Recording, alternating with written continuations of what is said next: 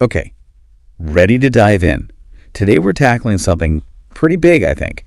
Letting go. Yeah, letting go. You know, you sent us this book by Nick Trenton. The Art of Letting Go. The Art of Letting Go, exactly.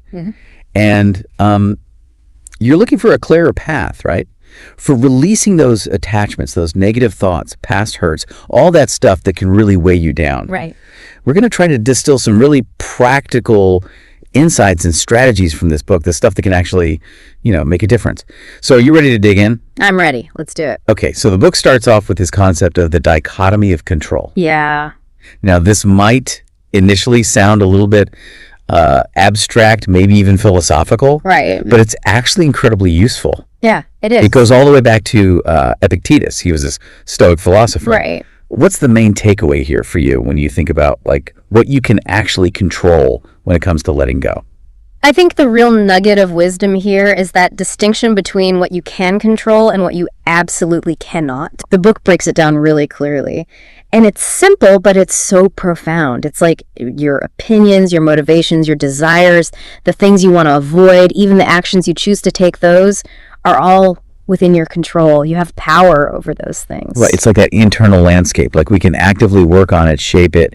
It feels empowering to remember that, doesn't it? It is. It's empowering. Now, on the flip side, there's the stuff you can't control. Your body, for example. It might sound odd, but ultimately you don't have complete control over it. Your possessions, your reputation, that one can be hard to accept. External events, things that just happen, those are outside of your direct control too. You can influence them, maybe. Yeah. But you can't, dictate them. You can't dictate them, exactly. It's kind of a relief in a way, right? It is. It frees you from responsibility for things you can't possibly be responsible for. It really sheds light on where a lot of our anxiety comes from, I think. Yeah. We stress about stuff we can't actually control. All the time. And that's why the book emphasizes focusing on the present moment. Because that's where you actually do have control. Right. Your actions in the present. Okay, so how do we actually do that, though?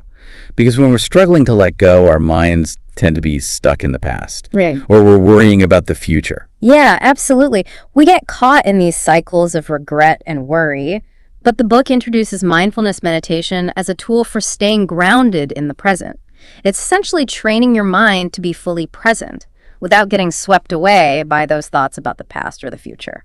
Okay, so how do you bring mindfulness into your everyday life? Does the book give any examples? It does, yeah. It has this really relatable example of incorporating mindfulness into a simple morning routine. Imagine you wake up and instead of grabbing your phone, you take a few deep breaths. You notice the feeling of the sheets, the temperature of the room, the sounds around you. And as you get out of bed, you pay attention to the sensation of your feet on the floor. Even while you're brushing your teeth, you focus on the taste of the toothpaste, the movement of your arm. Same thing in the shower. You feel the water, the scent of the soap. It's about bringing this conscious awareness to those everyday automatic tasks. It's like you're intentionally tuning in to those things we normally do on autopilot. Exactly. I like that. What about body scan meditation? Does the book talk about that? It does, yeah. Body scan meditation is another great technique for cultivating present moment awareness. Okay, I remember reading about that. Remind me how it works. You find a comfortable position, lying down or sitting. You close your eyes and then you slowly direct your attention to different parts of your body. You start with your toes, maybe, and you just notice any sensations there. Warmth, tingling, pressure, even stillness. You don't judge it, you just observe it. And then you move your attention up to your feet, your ankles, your calves, and so on, all the way up to your head. Whenever your mind wanders, you just gently bring it back to the body part you're focusing on. So you're basically anchoring yourself in your physical experience in the present moment. Exactly. That's great. I want to go back to the dichotomy of control for a minute. The book also emphasizes actively identifying what you can control in any given situation, right? Right. That's the second step, asking yourself, what aspects of this can I actually influence? It requires an honest look at your thoughts, your reactions, and the actual circumstances. Okay, yeah. I remember they gave that example of Tim, right? Dealing with a project delay. How did he apply this? Yeah, so Tim's feeling all this pressure because his project is delayed. And of course, that puts the whole timeline at risk. So he takes a step back and asks himself, what can I actually control here? Right. And he realizes he can control how he communicates the delay to his team, to the stakeholders. He can prioritize the remaining tasks, the ones that are really crucial, and he can start exploring solutions, possible workarounds. Okay. But then he asks himself, what's outside of my control? The technical issues that caused the delay in the first place, that's not something he can change. Right. And the fact that the project timeline is now at risk, well, that's a consequence of the delay. He can't just undo it. Right. So by recognizing this, he can focus his energy on those things he can influence instead of getting bogged down in the things he can't. So by making that separation, he can focus on taking action, which is actually empowering, right? Exactly. It's about moving from feeling helpless to feeling capable. The book also talks about situations where you have partial control, which I think can be tricky. Yeah, absolutely. You can influence things, but you don't have the final say. The example with Samantha, the freelancer, really resonated with me. Oh yeah, Samantha. What's interesting about her is that she focuses on what she can do. She puts effort into crafting great proposals, she networks, she builds relationships. Right. But she also accepts that the final decision of whether a client hires her or not, well, that's ultimately up to the client. It's out of her hands. So she puts in the work, but she doesn't get attached to the outcome. Exactly. That's a good mindset. Yes. What about that visual aid they suggest for students? The 2 circles exercise. Oh yeah, that's a good one. It's a simple but effective way to visualize the dichotomy of control. So you draw 2 circles, right? Okay. In the inner circle, you write down everything related to the course that you have direct control over. Things like how much time you spend studying, your study methods, whether you ask questions in class, whether you go to office hours. And then in the outer circle, you list all the things that are outside of your control. Things like how hard the professor makes the exams, or the amount of time you get to complete them. Right. And the point is to visually separate what you can influence from what you can't, so you can focus your energy where it matters. I love that visual. Okay, the book then moves into this concept of non-judgmental thinking. What's the basic idea there? The core idea is to observe your thoughts and feelings without immediately judging them as good or bad. Right. It's like acknowledging them without getting caught up in whether they're right or wrong, positive or negative. So we're not suppressing the negative thoughts, we're just not immediately labeling them. Exactly. And that's key because those judgments can actually trap us in negative cycles. If you immediately label a thought as bad, you create resistance. And that resistance can actually make the thought stick around longer. Non-judgmental thinking, on the other hand, allows you to accept your thoughts and feelings, even the unpleasant ones, with kindness and understanding. It creates space for them to just be there and eventually pass without causing you so much distress. I see. So you're not getting caught up in the negativity. The book gives an example of dealing with criticism at work, right? It does, yeah. Imagine you get some tough feedback from your boss, right? It's okay. The typical response might be to immediately think, I'm not good enough, or I always mess things up. Right, right. But with non-judgmental thinking, you would simply observe those thoughts and the feelings that come with them. You might feel disappointed, frustrated, maybe even defensive, but you don't let those thoughts define you. Okay, yeah. What about the young woman in the book who was so hard on herself? Oh, right. She had this deeply ingrained pattern of self-criticism, always focused on her perceived flaws. Like, she would say things to herself like, I should have known better, or it's probably all my fault. Oof, that's tough. It is. It's really tough. But she realized that this self-judgment was holding her back. So what did she do? She started paying attention to the situations that triggered these thoughts. And then she tried to step back and look at those situations more objectively, considering all the things that had gone well, not just the things that went wrong. Okay. And then most importantly, she started changing her self-talk. Instead of those harsh judgments, she'd use more compassionate and realistic affirmations. So, like, what kind of affirmations? Things like, I can learn from this, or I'm doing the best I can. That's so important. What about Alice and her belief about singing? Right, Alice. She was convinced that she'd never have the courage to be a singer. And that belief was holding her back from even trying. Yeah, those limiting beliefs can be so powerful. They can. And every time she thought about performing, this thought would pop up, amplifying her fear of judgment. But then she asked herself this really important question. What was the question? What if I didn't have this judgment? Like, what if she just allowed herself to try without the fear? That question opened up a whole new world of possibility for her. I love that. Okay, so the next strategy the book talks about is self-distancing. What exactly is that? Self-distancing is the ability to create some space between yourself and your immediate emotions, especially in difficult situations. Right. It's like taking a step back mentally and observing the situation from a more objective perspective. You're not so caught up in the heat of the moment. Okay, so how does this help us when we're trying to let go? In several ways. First, it improves your emotional regulation. You're not as overwhelmed by those intense feelings. Makes sense. It can also help you process past hurts.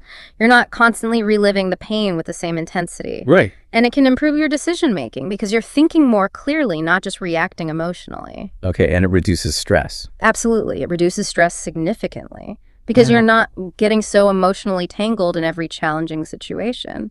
Right, so how do we actually practice self-distancing? The book mentions using third-person perspective, which is interesting. What's that? Instead of saying, I'm feeling anxious, you would say, he's feeling anxious, or she's feeling anxious, or even Sarah's feeling anxious, using your own name. Okay. And that subtle shift in language actually creates a little bit of psychological distance. You're observing the feeling almost as if it's happening to someone else. Interesting. The book also talks about physical distance as a technique. Oh, yeah, like just stepping away from a situation. Exactly. Right. Like if you're in the middle of a heated argument, take a break, step outside, go for a walk. Yeah. It allows you to calm down, collect your thoughts, and come back to the situation with a fresh perspective. I like that. The book even mentions the Eisenhower matrix as a form of self-distancing. Right, which is kind of unexpected. Yeah, usually we think of it as a productivity tool, right? Exactly. But the book points out that it can also help you step back from feeling overwhelmed by your workload. Okay, remind me how the matrix works. So you categorize tasks as either urgent or less urgent and important or less important. Okay. Yeah. And by doing that, you realize that you might be spending a lot of time on things that are urgent, but not actually that important. Right. And then you can refocus your energy on the tasks that are truly important, even if they're not as urgent. I remember the example of Arthur, the business owner. Yes, Arthur.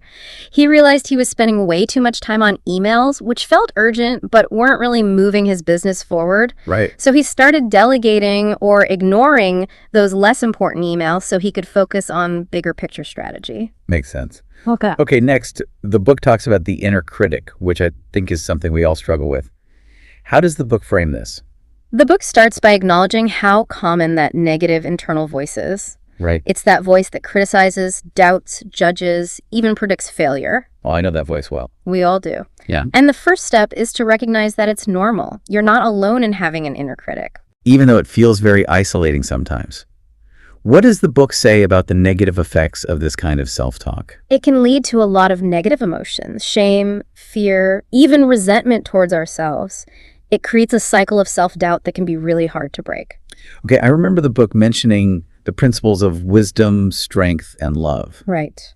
What are those about? They're basically a framework for managing your inner critic. Okay. Wisdom is about understanding where the inner critic comes from. What are its motivations? Okay. Strength is about challenging its negative messages, setting boundaries with it. And love is about cultivating self-compassion, treating yourself with kindness like you would a friend who's struggling. That's so important. Okay, so what are the actual steps for dealing with the inner critic? The first step is awareness, just noticing its presence and its impact on your life. Okay. The book suggests asking yourself, what are some of the self-criticisms that you are aware of hearing yourself say? Right, those common phrases. Yeah, like, I'm not good enough, or I always mess things up. Right. Once you're aware of those patterns, the next step is to connect with the emotions that they trigger. Shame, guilt, anger. Yeah. And to explore the underlying fears. Fear of failure, fear of judgment, fear of vulnerability. Okay. And then the book has this interesting technique for expressing your reaction to the inner critic. What's that? You use third-person pronouns. Okay. So instead of saying, I'm so frustrated with myself, you would say, he's frustrated or she's frustrated. Interesting. It creates that little bit of distance again so you can communicate your needs more clearly. I see. And the last step is about expressing your genuine needs. Okay, so what does that look like? It's about recognizing what you truly need in that moment. Maybe it's connection, support, or just self-acceptance. and focusing on those needs instead of getting lost in the criticism. Okay. The book gives the example of Jess, who struggled with anxiety and a really harsh inner critic. By going through these steps, she was able to start dismantling that inner critic's power. She started speaking to herself with more compassion. So she changed her internal dialogue. That's great. Yeah. The book also mentions shifting from perfectionism to excellentism. Right. What's the difference? Perfectionism sets these impossibly high standards, which just fuels the inner critic. Excellentism, on the other hand, is about striving for excellence, of course, but it recognizes that progress and learning from mistakes are more important than being perfect. So you're focusing on growth, not flawlessness. Exactly. Okay. Next up is non-attachment. Now, this concept can seem a little intimidating. It can, yeah. How does the book approach it? The book defines non-attachment as the practice of detaching from desires, emotions, and possessions, not by denying them, but by accepting their impermanence. Okay. It's about not clinging so tightly to things, not letting your happiness depend entirely on external factors. What are the benefits of cultivating non-attachment? It can lead to a greater sense of inner peace and freedom. Because you're less attached to specific outcomes, you're less vulnerable to the ups and downs of life. That makes sense. I remember the book talking about unhealthy attachment. Right, unhealthy attachment. What are some signs of that? It can manifest in different ways, like Yeah. material attachment, where you define yourself by your possessions or your lifestyle, Right. or personal attachment, where you're constantly trying to please others, or you settle for unhealthy relationships out of fear of being alone. Yeah. And then there's beliefs attachment, where you're rigid in your thinking, defensive when your beliefs are challenged, or you avoid different viewpoints. Okay, so how do we move towards a healthier form of non-attachment? It's a journey. It takes time. Right. But it's about becoming more aware of your attachments, practicing mindfulness, and letting go of those rigid expectations. The book mentions Linda and her solo trip. Yes, Linda. She was always hesitant to step outside of her comfort zone, but she decided to travel alone to a new city. And that experience, being outside of her familiar environment, helped her to discover new strengths and resilience within herself. So she pushed her boundaries. She did, and she found hidden parts of herself. The book quotes Sri Chinmoy here, and it's beautiful. If we fearfully cling to what we have, we will never be able to discover who we really are. That's a great quote. The book also talks about this idea of self as content versus self as context. Right. Can you explain that? Sure. Self as content is how we usually see ourselves. We identify with the stories and labels our minds create, like I am a good athlete, or I am a bad cook, or I am intelligent. But those are just stories. They're not the whole picture. Right. Self as context is a more flexible perspective. It's about recognizing that you are the container for all these thoughts and feelings, but you are not defined by any of them. You're the observer. Exactly. And when you see yourself as context, you become less attached to those fixed self-images. You're more open to change and growth. Okay, I'm starting to see how that ties into non-attachment. The book gives some practical ways to cultivate this self as context perspective, right? It does, yeah. One is challenging the idea of normal. Recognizing that societal standards are just that, standards, they're not absolute truths. Right. Another technique is sometimes thinking. Instead of saying, I am anxious, you say, I am anxious sometimes. Okay. It acknowledges that feelings are impermanent. What about the example of Helen in the book? Oh, Helen. She used sometimes thinking to manage her anxiety. It helped her to see that anxiety wasn't a permanent part of her identity. Okay. And she also learned to value feedback in her writing group instead of taking it personally. It showed how non-attachment to her ideas allowed her to grow as a writer. Great example. Okay, next up is conscious media consumption. This feels really relevant these days. It does. The book emphasizes being mindful of what media you consume and how you consume it. Okay. It's about paying attention to both the content and the method. Why is this so important for our well-being? Because the media we consume can have a huge impact on our mental state. Right. Conscious consumption allows you to minimize your exposure to negativity. It helps you seek out media that inspires you, educates you, connects you with others, and it makes you more aware of whether you're using media to avoid dealing with difficult emotions. Okay, so how do we become more mindful about our media intake, especially social media? First, become aware of your motivations. Right. Why are you scrolling? Are you looking for connection or just distraction? Okay. Then curate your feed. Follow accounts that align with your values, that inspire you, that bring you joy. Right. And set boundaries. Unfollow or mute accounts that trigger negative feelings. So we're basically taking control of our digital environment. Exactly. What about practical steps for breaking those negative media habits? The book recommends a few things. Be cautious about how much negativity you're exposing yourself to. Limit your intake of news, unfollow triggering accounts, take breaks from social media. Be introspective about what kind of content actually nourishes you, and seek out recommendations for more positive media. Right. And finally, use those time limit features on your apps. Set limits for yourself. I think a lot of people could benefit from that. Yeah. The next chapter connects the growth mindset to the process of letting go.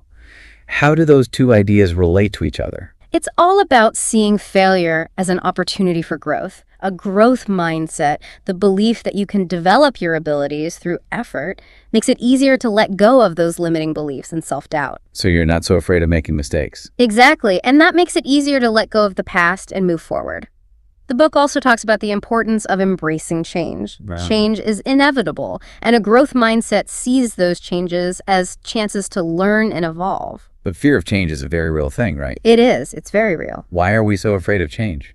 Well, there are a few psychological factors at play. There's loss aversion, where we focus more on what we might lose than what we might gain. There's our desire for control and stability.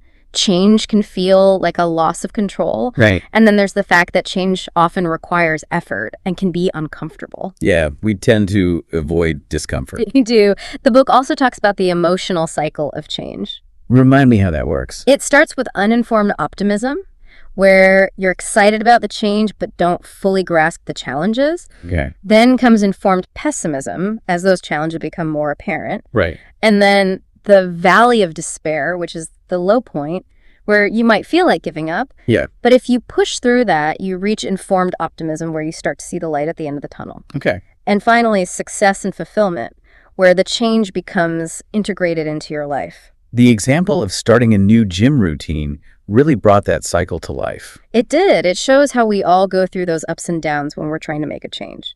Okay, so how do we deal with this fear of change? One key is to address the underlying fears, like the fear of failure or criticism. Another is to reframe change as a positive thing. So we see it as an opportunity, not a threat. Exactly. And finally, we can leverage our desire for instant gratification by breaking down big changes into smaller steps and celebrating our progress along the way. Smaller steps feel less overwhelming. They do. Okay, let's talk about brain dumping. This is usually seen as a productivity technique, but how does it relate to letting go? Yeah, good question. The book describes brain dumping as a way to clear mental clutter. You get all those thoughts, worries, and to-dos out of your head and onto paper. Okay. It creates space in your mind. What kind of things contribute to this mental clutter? All sorts of things. Information overload, unmet expectations, procrastinated tasks, negative feelings. Right. They all take up space in your mind. So how do you actually do a brain dump? It's really simple. You start with a guiding question, something like, what am I worried about? Or what tasks do I need to remember? Then you set a timer for like 10 minutes and just write down everything that comes to mind. Don't censor yourself. Just let it all out. Just free flow. And then what? You keep your brain dumps and review them regularly. You might notice recurring themes, patterns, or even some good ideas that emerge. Okay. And then the key is to translate those thoughts into action. Identify the most important items and take concrete steps to address them. So it's about moving from thinking to doing. Exactly. Okay, the last strategy we're going to cover is externalization, which comes from narrative therapy. Right. What's the main idea here? Externalization is about separating yourself from your negative thoughts and beliefs. Okay. Instead of saying, I am a failure, you would say, this thought, I am a failure, is having an influence on me. Okay, so you're creating distance. Exactly. And that distance allows you to see those thoughts more objectively. You can challenge them, question them, and ultimately rewrite the narrative. The book mentions Albert Ellis's idea of stinking thinking. Right, stinking thinking. What's that about? It refers to those pessimistic and irrational thought patterns that we all engage in sometimes. Okay. And those negative self-scripts are basically the product of that stinking thinking. They become ingrained patterns that influence our perceptions and actions. So how do we rewrite those scripts using externalization? First, become aware of your scripts. Pay attention to your self-talk. Notice recurring patterns. Right. Then challenge those scripts and replace them with more positive ones. Question the evidence you have for the negative beliefs and affirm the positive alternatives. Okay. Then, try to identify the underlying mistaken belief that's driving the negative script. So you're going deeper. Yes. And finally, try to connect that mistaken belief to an unmet need. Maybe it's a need for love, belonging, or security. By understanding the root of the script, you can start to rewrite it in a healthier way. Okay. The book also gives an example of how to use externalization to deal with anxiety. Oh, right. What are the steps? First, you view your anxiety as an external force. Instead of saying, I am anxious, you say, anxiety is present. Okay. Second, you give your anxiety a name. The worry monster, or something like that. Okay. Third, you describe how it affects you. The worry monster makes it hard for me to concentrate. Oh, wow. And finally, you imagine yourself in a battle against it using your coping mechanism. Okay, that's interesting. It helps you to feel more in control. What about the example of Joan with test anxiety? Oh, Joan. She really benefited from this technique. By externalizing her anxiety, she was able to manage it much more effectively. Okay, the last part of the book is about moving beyond hurt. It covers toxic people, forgiveness, and perspective taking. Let's start with toxic people. How do we recognize those relationships? It's important to be honest with yourself about how certain relationships make you feel. Do you consistently feel drained or negative after spending time with this person? Do they make you feel less confident or secure? Do they disregard your feelings or boundaries? Okay. If the answer is yes to several of those questions, it's a sign that the relationship might be toxic. And why is it so important to address those relationships? Because they can be incredibly damaging to your well-being. Right. The constant negativity can erode your self-esteem, increase your anxiety, and make it really hard to heal from past hurts. So what do we do about it? Well, the book talks about determining the appropriate degree of distance. Okay. Sometimes you can gradually pull back from the relationship. Other times, you might need to deal with the person at arm's length. And in more severe cases, it might be necessary to completely cut off contact. Yeah, sometimes that's the healthiest option. It is. The book also emphasizes the importance of setting boundaries. Yeah. It's about defining your limits and communicating them clearly. Can you give an example? Sure. If a friend constantly makes negative comments about your life choices, you might tell them, I'm not going to tolerate that kind of talk anymore. Okay. Or if a family member always calls at inconvenient times, you might set a boundary around when you're available to talk. And then you have to hold those boundaries. You do. It's about defending the limits you've set. That might mean limiting contact, keeping certain topics off limits, or even blocking them on social media if necessary. Consistency is key. Absolutely. Okay, now let's talk about forgiveness. Okay.